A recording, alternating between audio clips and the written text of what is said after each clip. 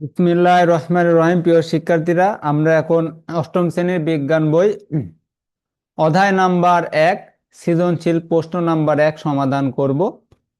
সৃজনশীল প্রশ্ন 1, নিচে উদ্দীপকের আলোকে প্রশ্নগুলোর উত্তর দাও। আমাদের তিনটি উদ্দীপক দেওয়া আছে, পি, কিউ এবং আর।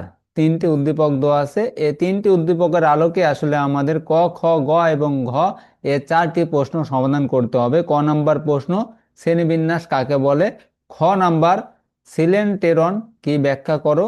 গ নাম্বার, পি প্রাণীটি কোন পর্বের অন্তর্ভুক্ত ব্যাখ্যা করো? এবং ঘ নাম্বার, কিউ ও আর প্রাণী দুইটি ভিন্ন শ্রেণীতে থাকার কারণ বিশ্লেষণ করো। তে আমরা এখন সঠিক উত্তর দেব ক নাম্বার, শ্রেণীবিন্যাস কাকে বলে? উত্তর, জীবদের সাদৃশ্য ও বৈসাদৃশ্যের ভিত্তিতে ধাপে ধাপে বিভিন্ন দলে ভাগ করার পদ্ধতিকে শ্রেণীবিন্যাস বলে।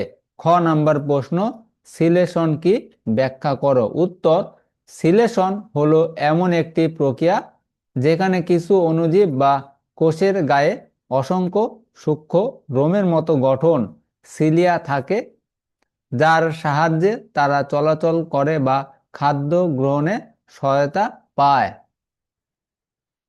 গ নাম্বার প্রশ্ন, পি প্রাণীটি কোন পর্বের অন্তর্ভুক্ত ব্যাখ্যা করো? পি প্রাণীটি হলো ঘাসফড়িং।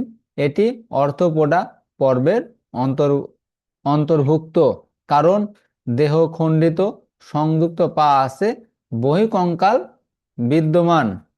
ঘ নাম্বার প্রশ্ন, কিউ ও আর প্রাণী দুটি ভিন্ন শ্রেণীতে থাকার কারণ বিশ্লেষণ করো। উত্তর, কিউ প্রাণীটি হলো পাখি এবং আর প্রাণীটি হলো বাঘ। বৈশিষ্ট্য, পাখি এবং বাঘ।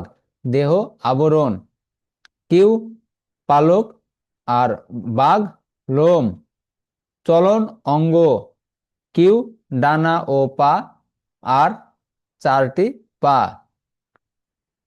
বংশবিস্তার, কিউ ডিম পাড়ে আর বাচ্চা প্রসব করে। শ্রেণী অ্যাভেস মামালিয়া। এসব মৌলিক পার্থক্যের কারণে কিউ ও আর প্রাণী দুটি ভিন্ন শ্রেণীতে অন্তর্ভুক্ত।